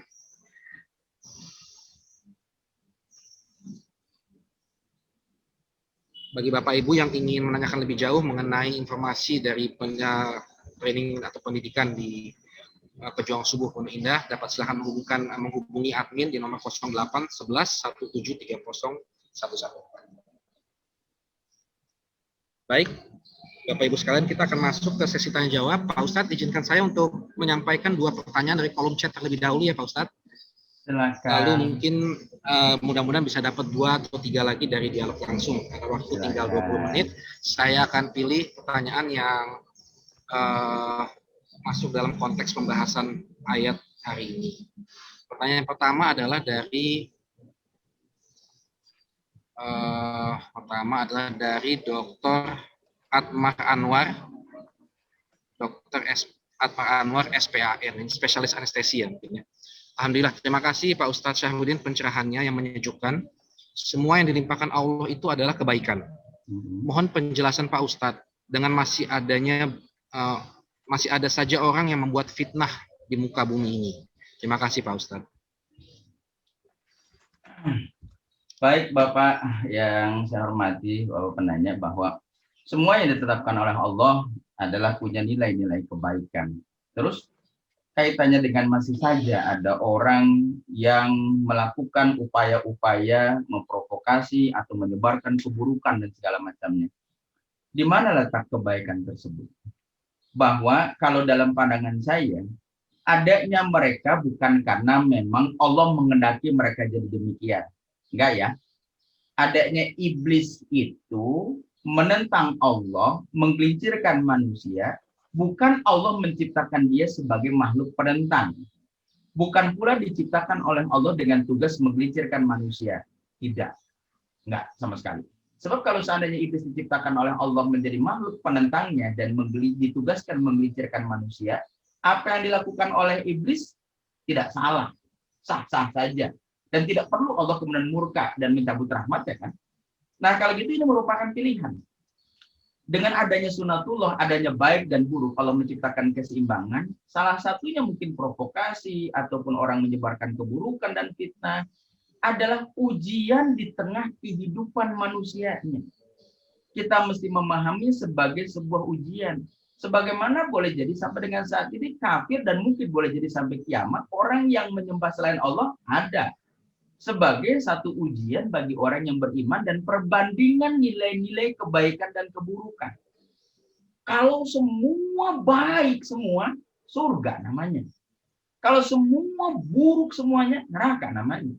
Dunia ini adanya perpaduan antara nilai baik dan nilai buruk, adanya kebaikan, adanya keburukan. Supaya kita bisa menilai mana baik, mana buruk. Kebaikan itu seperti apa dan manfaatnya bagaimana, buruk pun dampaknya seperti apa demikian. Jadi Allah tidak menciptakan seorang itu menjadi penyebar keburukan, tidak. Tetapi harus dipahami, dia melakukan itu karena keinginannya. Boleh jadi apa yang dilakukan dengan menyebarkan keburukan tersebut menghasilkan keuntungan dalam tanda kutip. Menghasilkan keuntungan bagi mereka pada saat itu. Maka dia harus menyebarkan makna keburukan tersebut untuk mendapatkan nilai-nilai keuntungan bagi mereka yang diduga oleh mereka sebagai sebuah keuntungan. Nah, saya yakin betul mereka itu adalah tidak berkaca pada kaidah-kaidah agama atau orang yang tidak takut terhadap ketetapan Tuhan. Kalaupun mungkin Allah tidak memberikan mereka Quran, yang jelas Allah memberikan akal dan hati nurani untuk bisa membedakan mana baik dan mana buruk. Dan setiap orang yakin bahwa segala macam perbuatannya pasti akan dipertanggungjawabkan meskipun dia tidak bertemu dengan Al-Quran. Kalau ada orang yang mencuri, nggak ada si pencuri yang mengawali perbuatannya dengan rasa tenang. Dia pasti ketakutan, padahal dia nggak lihat Quran, nggak tahu ini, pasti dia takut. Apa yang dilakukannya salah secara hukum. Nah, takut itu merupakan peringatan Tuhan kepada orang tersebut. Tapi kalau dia terus melakukan, maka Allah tidak memberikan hidayah kepada orang yang hatinya sudah diliputi terus-menerus dengan keburukan. Jadi tidak diampuninya dan tidak berubahnya bukan karena ketetapan Allah kan. Dia melakukan itu berulang-ulang sehingga ini berkaratlah rasa takut. Jadi kira gitu Pak. Baik, jadi kebaikannya adalah sebagai ujian bagi kita. Keburukannya adalah sebagai ujian bagi kita. Baik, Pak Ustadz, terima kasih. Ini ada pertanyaan dari Bu Eni Bakri, mungkin ini nyambung ya Pak Ustadz. Jadi maksudnya Bu Eni menanyakan, salahkah kalau kesimpulan dalam kehidupan ini bahwa di semua ujung atau akhir aspek kehidupan makhluk ini adalah yang terbaik yang dianugerahkan oleh Allah kepada makhluk melalui melalui musibah atau cobaan dan anugerahnya dan rahmatnya gitu ya Pak Ustadz. Saya setuju dengan akhir dari pandangan tersebut. Pokoknya segala sesuatu pasti baik deh. Atau mungkin kita mengamalkan satu pandangan dalam ini, aduh ya Allah untung cuman segini. Padahal awalnya musibah, ya kan? Padahal awalnya keburukan, tapi dia bisa berkata, aduh alhamdulillah untung cuman segini. Dia masih melihat nilai-nilai kebaikan itu. Jadi segala sesuatu yang dilakukan oleh Allah endingnya pasti kebaikan. Cuman kapan itu, bagaimana kita memahaminya, seperti apa, itu yang butuh proses. Tapi yang jelas Allah ngasih kebaikan kepada manusia. Baik Pak Ustadz, terima kasih. Satu lagi Pak Ustadz, saya ambil dari kolom chat, dari Pak Hendra Asmara. Pak Ustadz, bagaimana membedakan ujian dan musibah? Bahwa kalau dikatakan musibah itu kita selalu mengidentikannya dengan keburukan, gitu kan? Umumnya kita menduga demikian musibah. Setahu saya kata musibah itu berakar kata pada asoba yusibu, segala sesuatu yang menimpa atau mengenai manusia, segala sesuatu. Jadi kalau kita terkena sesuatu apapun bentuknya yang kita bilang baik atau kita duga buruk, segala sesuatu baik pada dasarnya, dan segala sesuatu yang mengenai itu namanya musibah, apapun itu. Ketika kita mendapatkan kenikmatan, itu namanya musibah.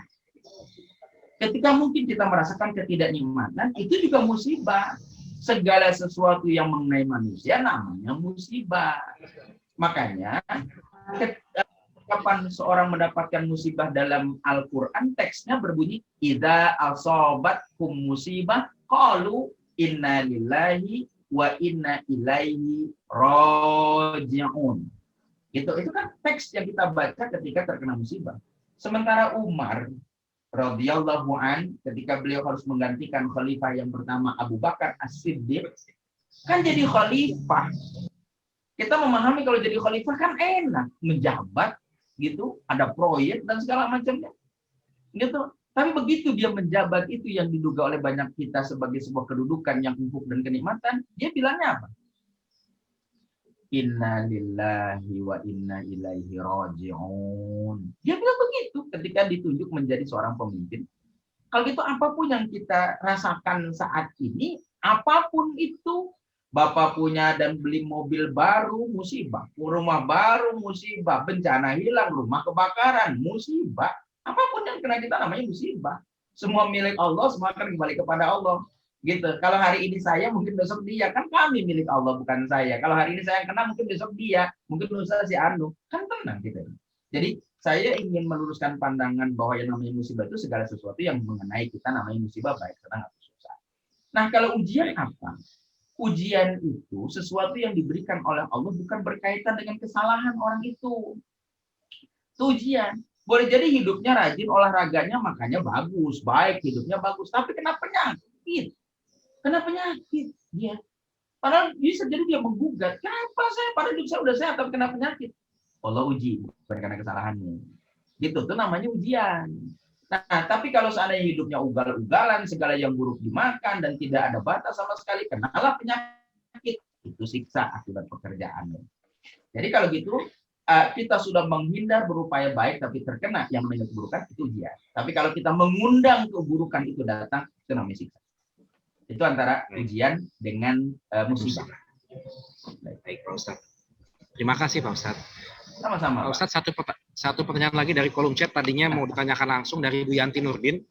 Tadinya Bu Yanti mau nanya langsung, cuman lewat chat. Assalamualaikum Ustadz Sahudin, izin bertanya.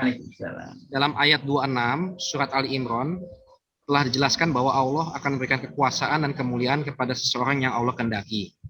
Nah, pertanyaannya, apabila seseorang telah mendapatkan kekuasaan tersebut, lalu dalam perjalanannya seseorang tersebut tidak berbuat baik, apakah kekuasaan dan kemuliaan tersebut akan dicabut atau tetap diberikan? Terima kasih, Pak Ustaz. Sebagaimana yang saya sampaikan di awal, sebelum saya jawab Waalaikumsalam warahmatullahi wabarakatuh, sebagaimana yang saya jawab di awal, Allah bisa memberikan kekuasaan kepada yang dikehendaki. Allah bisa mencabut kekuasaan kepada siapa yang dikehendaki, kan gitu kan? Ujungnya dikehendaki semua.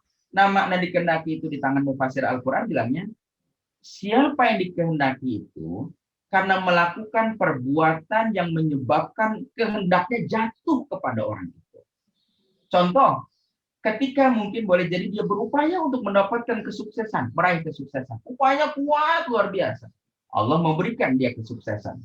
Kenapa? Karena dia berupaya mendapatkan itu. Maka Allah memberikan kesuksesan kepada dia disebabkan karena upayanya kuat untuk mendapatkan kesuksesan itu. Tetapi kalau dia tidak mau menjaganya, amanah yang sudah diperolehnya tersebut, maka bisa jadi Allah mencabutnya dari siapa yang dikehendakinya karena orang itu melakukan tindakan yang tidak menjaga amanah Allah itu. Jadi kalau gitu sudah diberi bisa jadi cabut. Iya. Kalau gitu bukankah ada sunatullah kalau kita ingin mendapatkan sesuatu yang baik, usahakanlah. Kalau sudah mendapatkan itu yang kita duga baik, pertahankanlah. Kenapa? Karena Allah bisa memberi, bisa mencabut. Kita bisa menemukan pasangan hidup kita disebabkan karena kita berusaha, melamar dan segala macamnya, kan? Kita mendapatkan dia, sudah nikahlah kita. Tapi apa yang sudah kita nikah atau siapa yang kita sudah nikahi ini, perintah Allah pertahankanlah karena suatu masa dia akan bubar.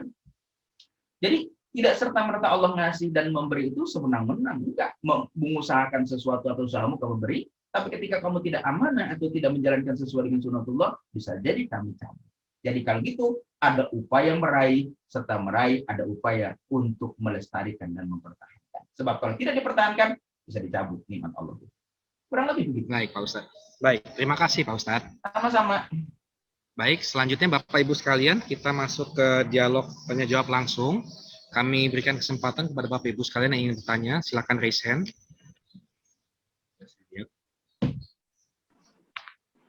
Kalau ingin bertanya langsung, Pak Asril, sebentar ya. Pak Asril ya Pak ya. Bu Eni. Pak Asril dan Bu Eni ya. Silakan Pak Asril, sudah saya unmute. Ya, makasih Pak Irwan. Assalamualaikum Pak Syarudin. Waalaikumsalam warahmatullahi wabarakatuh. Apa yang harus kita lakukan agar kita menjadi orang yang dimuliakan oleh Allah Subhanahu wa taala? Terima kasih atas pencerahan Bapak. Warahmatullahi wabarakatuh. Waalaikumsalam warahmatullahi wabarakatuh. Allah Maha Mulia. Allah Maha Mulia. Sehingga ketika Allah Maha Mulia, kemuliaan Allah bisa saja Allah berikan kepada siapa yang dikehendakinya. Karena kemuliaan di tangan Allah. Sebagaimana logikanya, saya punya kue. Karena di tangan ini saya bisa kasih kan, Pak Asril. Kenapa? Karena di tangan saya ada kue ini. Pak Asril mau, saya bisa kasih. Jadi kalau gitu, apa yang ada di tangan saya bisa saya berikan kepada Pak Asril. Begitu pula, kan di tangan Allah bisa diberikan. Salah satu di tangan Allah ada kemuliaan. Allah bisa memberi? Iya. Nah, apa yang harus kita lakukan untuk mendapatkan kemuliaan? Setahu saya dan jawaban saya, bahwa orang yang mulia di sisi Allah adalah orang yang paling takwa kepada Allah. Inna akramakum indallahi atqakum. Sesungguhnya orang yang mulia di antara kalian adalah orang yang paling takwa kepadaku. Jadi kalau itu untuk meraih sebuah kemuliaan di sisi Allah apa? Takwa. Tapi takwa tidak simpel sebagaimana penyebutan kata takwa. Takwa kalau mau didefinisikan dengan definisi yang paling singkat yang diungkapkan dalam tafsir Jalaluddin As-Suyuti dan Jalaluddin Al-Mahalli, Jalalaini gitu. Maka takwa itu adalah imtithal awamirillah wa jtinab nawahi. Takwa itu menjalankan segala perintah Allah dan menjauhkan larangannya. Maka setiap orang yang berupaya menjalankan perintah Allah dan pada saat yang sama dia coba jauhi segala macam yang dilarang oleh Allah, dia mulia di sisi Allah, walaupun boleh jadi dia hina di sisi orang lain. Yang Pak Asril inginkan adalah mulia di sisi Allah kan, bukan mulia di sisi manusia kan. Maka ketika Pak Asril menginginkan kemuliaan di sisi Allah adalah dengan melaksanakan perintah Allah, menjauhi larangannya.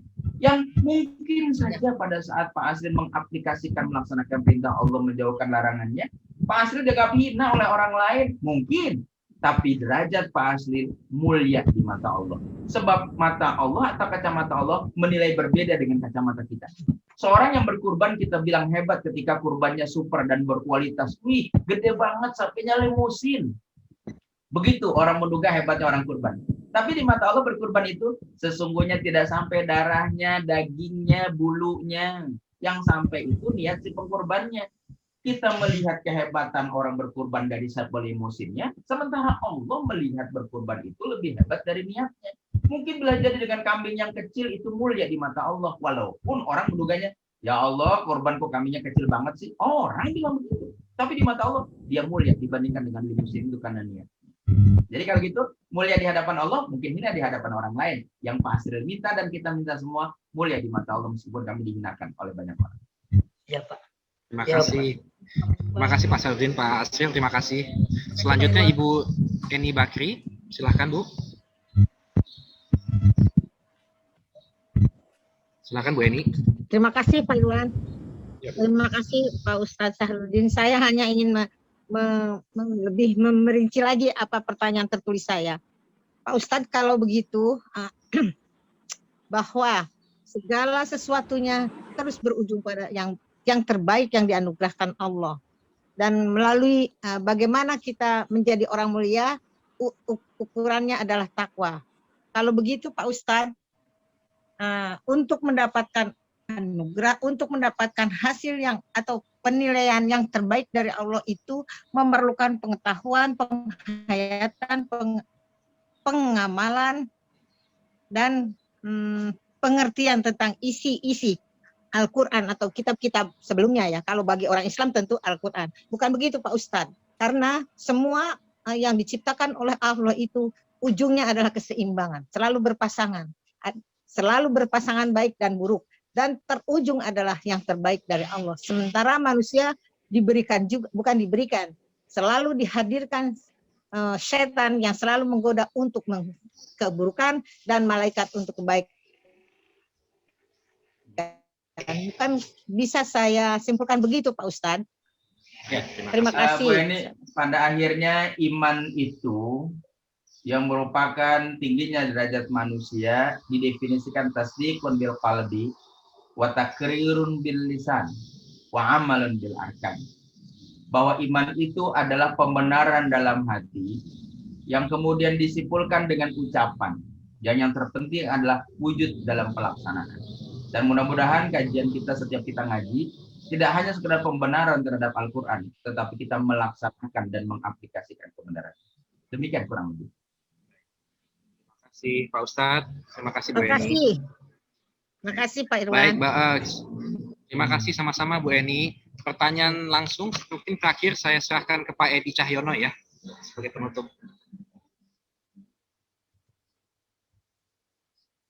Ya, Assalamualaikum Ustadz Sarfidin. Waalaikumsalam warahmatullahi Kan wabarakatuh. kita sudah lama tidak berjumpa Ustadz. Ya Pak. Alhamdulillah ya Ya Ustadz. Pak. Luar biasa.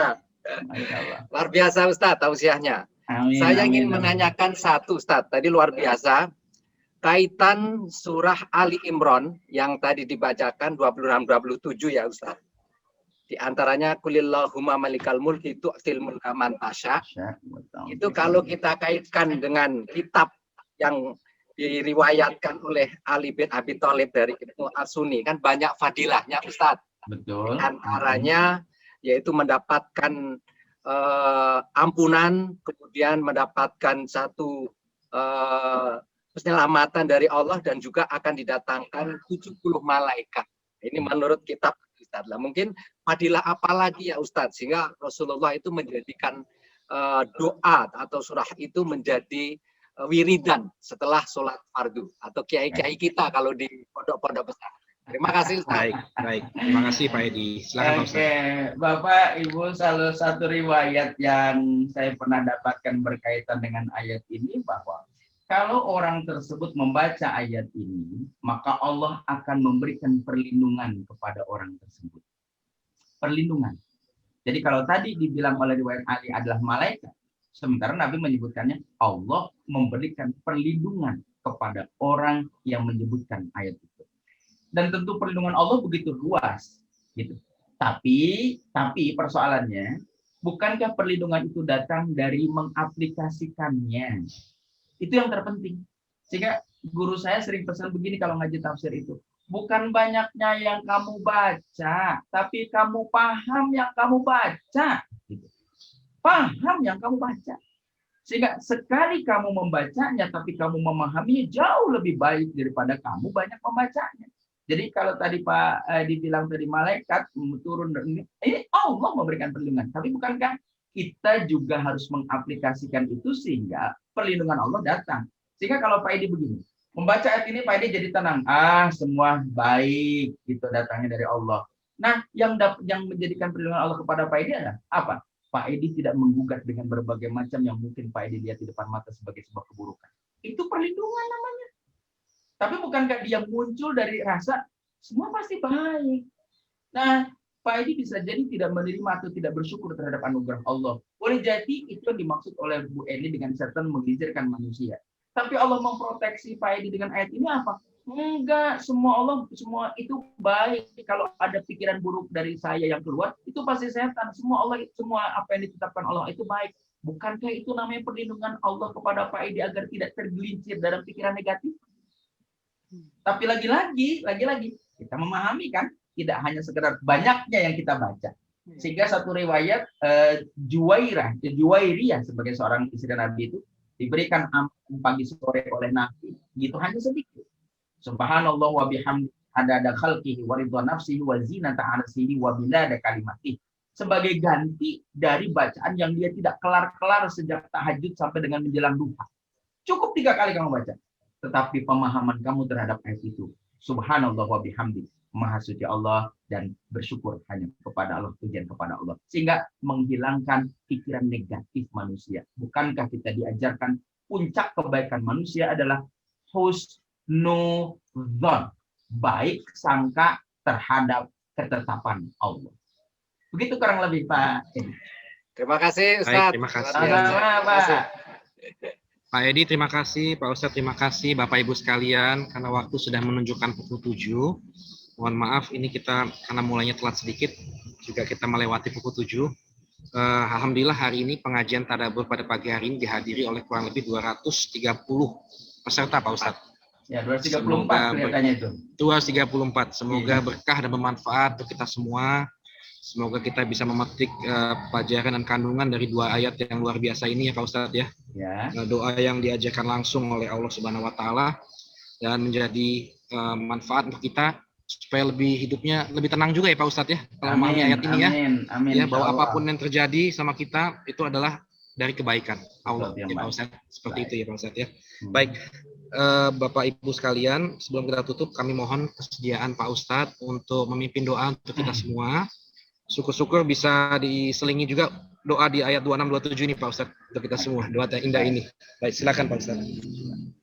Bapak Ibu yang saya hormati, agar kiranya lebih berkah kajian kita hari ini, kita akhiri dengan doa diawali dengan Ummul Quran surat Al-Fatihah. Ana hadhihi niyyah wa bi kulli niyatin shalihah. Al-Fatihah. A'udzu billahi minasyaitonir rajim. Bismillahirrahmanirrahim. Alhamdulillahirabbil alamin arrahmanir rahim maliki yaumiddin. Iyyaka na'budu wa iyyaka nasta'in shiratal mustaqim shiratal ladzina an'amta 'alaihim ghairil maghdubi 'alaihim waladdallin. Amin. Astaghfirullahaladzim, ya dzal jalali wal ikram. Amitna 'ala dinil Islam. Allahumma shalli wa sallim 'ala sayyidina Muhammadin fil awwalin wal akhirin wa sallim tabaraka wa ta'ala kulli sahabati Rasulillah ajma'in. Rabbana ighfir lana wa li ikhwanina alladhina sabaquna bil iman.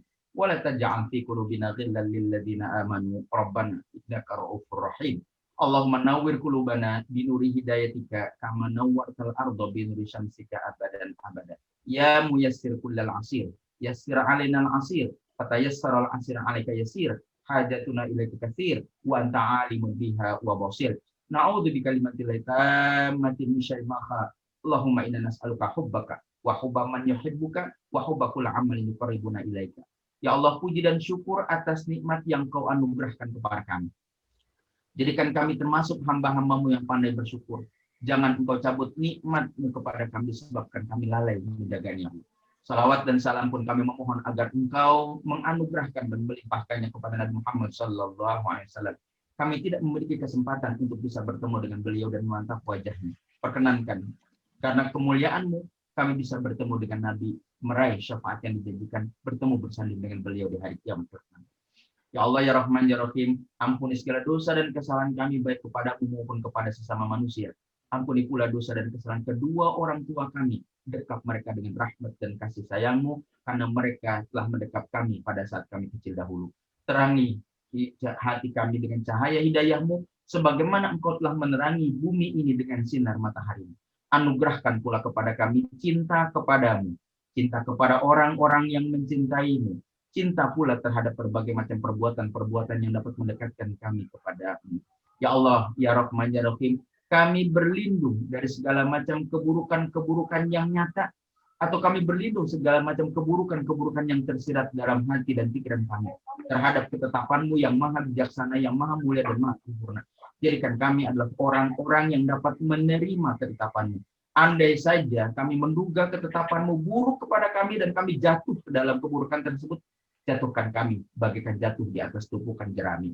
Ya Allah, ya Rahman, ya Rahim, agar kami dapat merasakan itu sebagai kenikmatan, bukan sebagai siksaan.